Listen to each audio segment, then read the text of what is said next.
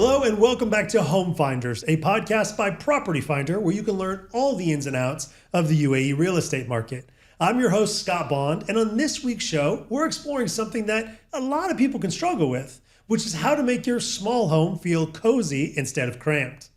Joining us to help figure that out today is Emilie Jacob, home stylist and founder of the interior design studio, Stella and the Stars. Welcome to the show, Emilie. Thank you so much for having me. Emilie, tell us, how did you end up in Dubai?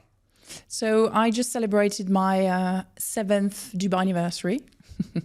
We have a little thing every year when the day comes. And I actually launched my business in London. I lived in London for 13 years. My husband's British. And just the day my business was a year old, we were on a flight to Dubai. We had this great opportunity for my husband here. And we flew at the time, the three of us. And now I have 2 more kids, so we're a family of 5. And I relaunched completely the business here, after a year. And why did you think Dubai would be a great place for this particular business? When I arrived, I realized really quickly that there would be a great job opportunity here for me because there was such a gap in the market for what I was doing in London, where there's an abundance of options to source furniture and accessories. And, you have to think back in the days, like this is 8 years ago, there was barely any interior stores available online. E-commerce was, this kind of mystical word here. And so actually I took a couple of months off to kind of settle the family. And I think I got my first project within about 3 months of landing. It didn't take you long to get settled in and get into the business. And, once you did, obviously life starts. One of the questions I have for you too is, how do you handle that work-life balance? We know you're a mom of 3. So between a busy business and your personal life, how do you navigate that? I don't. It's all a sham. Don't trust anything you see on social media.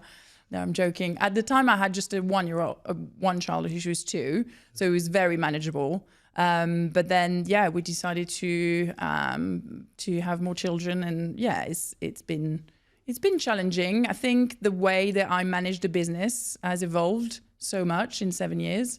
There's been a period of 1 or 2 years where I worked intensely and was very kind of committed to a lot of projects. And then every time I went on maternity leave, I kind of took a few months where I would just take on just a bit more manageable projects. But I mean, this is a whole other conversation, but having it all, I think, is a myth. And throughout your career or your life, you're going to have moments that you've got brilliant work-life balance, but there's going to be other moments that you don't. So it's just about accepting that and not comparing to, what others are doing. But that's been a challenge. Yeah. Well, it's a balance for sure. One of the questions, though, I have for you is, tell us about your style. You're known for this bold colors and, a lot of different options in your design style. How has that come about over the years, and maybe has it evolved or changed? Yeah, I've always been obsessed with color. So I've always had that same kind of bold, slightly quirky, crazy kitsch style. And I'm not going to lie, Scott, when I arrived here, everything was beige and everything was marble and silver and neutral and shiny. And a lot of people told me actually that I should tone down a little bit my style because I wouldn't be able to, gel with the style here. And actually it was the complete opposite, because at that time, no one was doing, colorful interiors. Everybody was just very much doing what was already out there. And it was actually quite hard to source things at the beginning because you just had the big players like, the big brands, American brands a lot. And, not that they play safe, but it's just a, more neutral style. So it was a little bit challenging at the beginning. But I met a lot of people along the way that had that kind of same spirit and that same thing of like, we want to change a little bit things and we want to add, that kind of different style. And we don't have to do, everybody does have to do the same thing. I can be different, and there will be a market, there'll be a niche market for it. And there is. Well, and how did you continue to stay true to your style, knowing that people were saying, hey, tone it down, go a different direction, maybe your style isn't this style here? How did you stay true to it and continue to press on?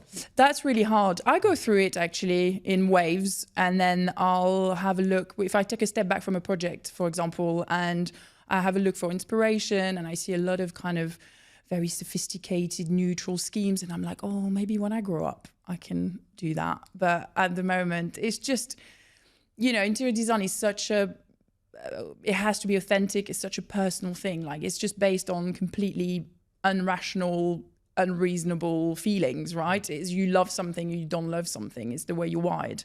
You can't force yourself to decorate a home in a different style that doesn't suit you. So, and I just thought, if I feel like that, there must be other people who feel like that. So yeah, it was just about finding the right people. So at the beginning, it's very hard because you launch a new business, you want to say yes to every opportunity, but there's a lot of prospective clients that want to hire you, not necessarily for your style, but just because they want you to, do what needs to be done on their terms. So at the beginning, when you start the business, it's that kind of balance between, saying yes to the right opportunity and saying no to things that it's not gonna work out. Well, help us to understand the process too. So I buy a new space. I want to go from, feeling like it's cramped to cozy. I call Stella and the stars. And then what happens? So every project starts with a face-to-face meeting. Even if I offer a lot of e-design services, I always prefer to meet clients in person because I think, it's like choosing a therapist. Like, we're going to be on each other's pockets and on WhatsApp for the next 6 weeks at least. You just don't want to be working with someone that you don't click with immediately. So I always do a one-to-one. And after that, I try to spend a long time talking about things that are not necessarily the most kind of action-based things. So concepts and what their wishes are and what they want the space to do for them. And, if it's going to be a rental, if it's going to be an Airbnb, if they're going to be living in it, is it going to be for family to stay? All these kind of requirements will shape the way that we design the space. Especially when it's a small space. If you have one room and it has to be a guest room, it has to be an office space for, ad hoc working from home. It has to be kids friendly because you might have some kids visiting. You're going to be limited in what you can do with that space. So you have to be quite smart about it. So I always try to spend a little bit of time at the beginning, not to jump into sourcing, jump into designing straight away, but spend that right amount of time discussing what it is that they need. So we use like Pinterest and we use, like initial kind of mood boards and inspiration boards to exactly drill down how the space is going to use and how he's going to use it and how the people in it are going to use it. So what about renters? If I'm renting, does it make sense for me to hire an interior designer? So we specialize in home styling. So we don't tend to do big renovation jobs. The majority of our clients are renters because we've got a wonderful little black book of contacts of, a lot of suppliers in town who can transform spaces without actually altering any of the structure of the flat. So, sometimes my, slogan is, you'll get your deposit back with us, and,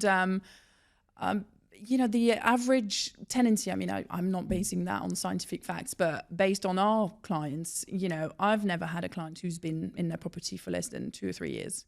And clients who call us when they're moving to a new property, they know that they're going to stay there for 2 or 3 years. And I just think, even 1 or 2 years is a very long time to be unhappy in a space and living in a space that has not been touched and hasn't got your personality in it. As you know, in Dubai, there's a lot of properties that are not, maintained nicely, and in particular, kitchens and bathrooms. And there are so many smart ways to change that without actually changing any of the structure of the space. So that's what we offer a lot. All right. So we've heard that you make luxury affordable. What does that mean? When I launched Stella and the Stars, initially I launched it as a blog and a social media feed. Again, this is almost 10 years ago where, when I had 1,000 followers on Instagram, it was, you were a big deal in town. In London, there was not that many people showing their houses on Instagram. It was quite a novelty. And at the time, my kind of raison d'etre, my ethos was, I'm going to help you turn your house into a fun space if you have the taste for Tom Dixon, Jonathan Adler, but you have the budget for Zara Home and H&M Home. So that was my ethos, is like, yes, luxury is wonderful. And of course, everybody wants to have beautiful pieces in their home. But the reality is you are not always able to do that, just being by budget or, access, affordability. So the way we do it is we are smart about how we mix things.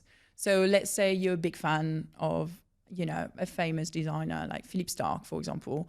You might just throw in a dining table and have a couple of Philippe Starck chairs, and then the rest will be a more affordable. So mix and match, focus on accessories, for example, have beautiful pieces that, add a statement to a place, and have a more affordable sofa and armchairs that you're not going to be worried about staining, for example, if you have kids.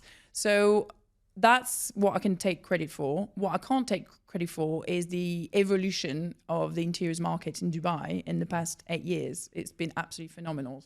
I mean, I've been doing collaborations with a couple of brands recently, and I remember one of them is actually the first store I put foot in when I arrived in Dubai, and a lot of people were like, do not let yourself seen in those stores because you'll lose your credibility. And I was like, what? But there's some gems. And now these stores are the ones rebranding with these amazing collections. And, and their whole target is people who want to have affordability, but also want to have the style. So there's two elements. Is I think the way that the kind of retail market has really evolved in the past few years, and the way that, some people might be a little bit less snob and a little bit less particular about what they put in their home. And not everything has to be, very expensive to look cool. Yeah, and I'm sure the evolution of the UAE market in general, obviously it's made it easier for you to find things and source. And you talk about the evolution of just the products. But one of the questions I want to ask too is, Dubai versus maybe some of the European cities. What are the differences you're seeing in that styling today? And maybe what are some of the benefits to the Dubai market?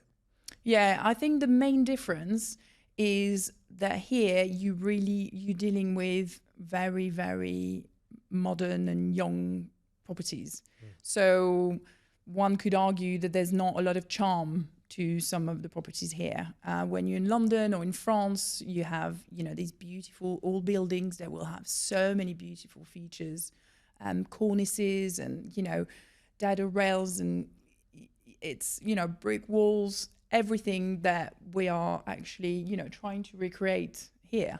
There's a retailer that makes, 4 fireplaces in Dubai. You're just trying to recreate that charm and that authentic kind of feeling of these old properties.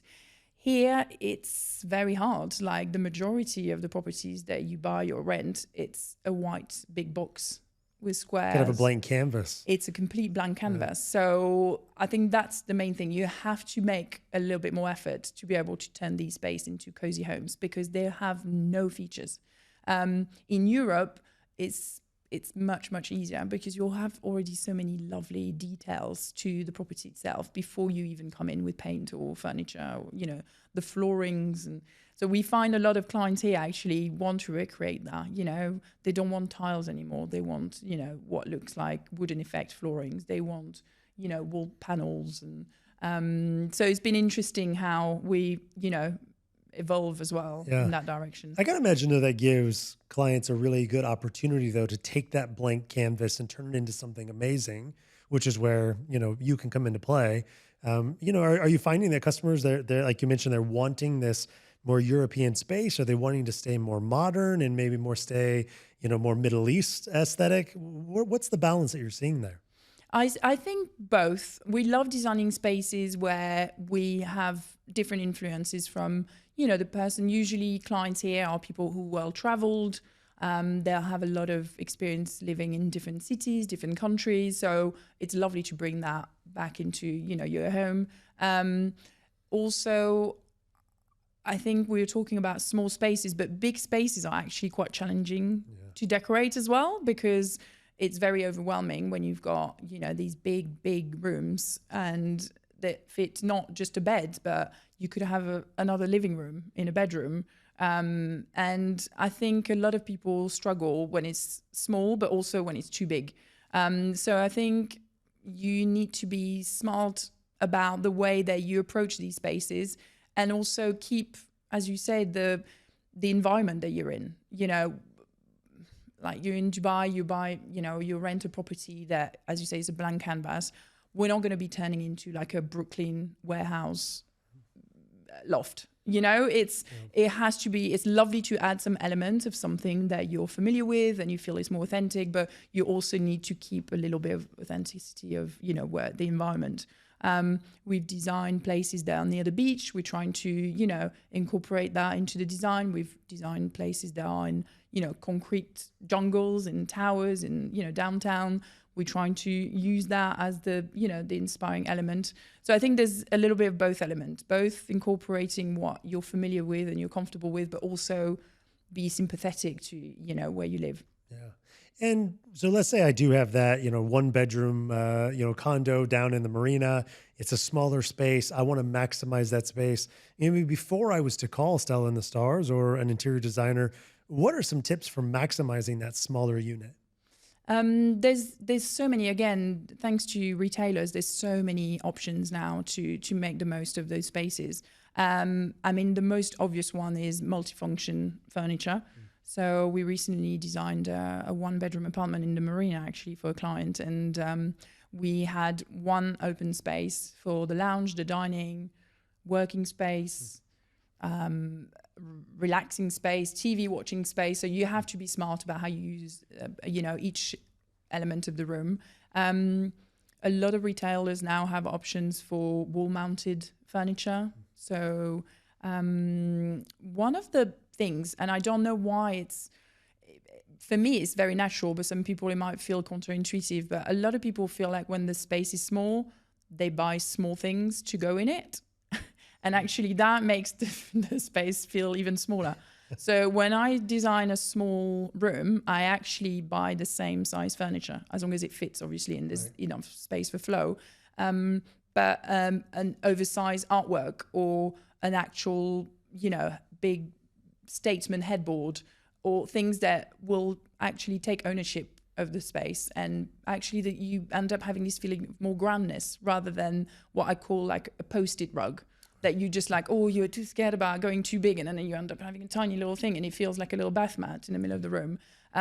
So I decorated in a recent project a 1-bedroom, and the bedroom, it's 3.5 by 3.5. So even in Dubai standard, even in European standard, it's very small. And we had a queen bed and a bedside table and 240 rug. It looks phenomenal. Yeah. And floor to ceiling curtains, nothing feels small scale, the opposite. And when you come in, it feels more grand and more cozy and welcoming. Yeah. And what about the usage of light? Because I have to imagine, some of the units with these floor to ceiling windows and all this beautiful natural light that we have here in Dubai, how does that play into the design style? We're really lucky we live in a country where, the sun shines probably most of the year. So a little different than that London lifestyle you had. Very, very different. Yes, very different. Much more warm and less grey.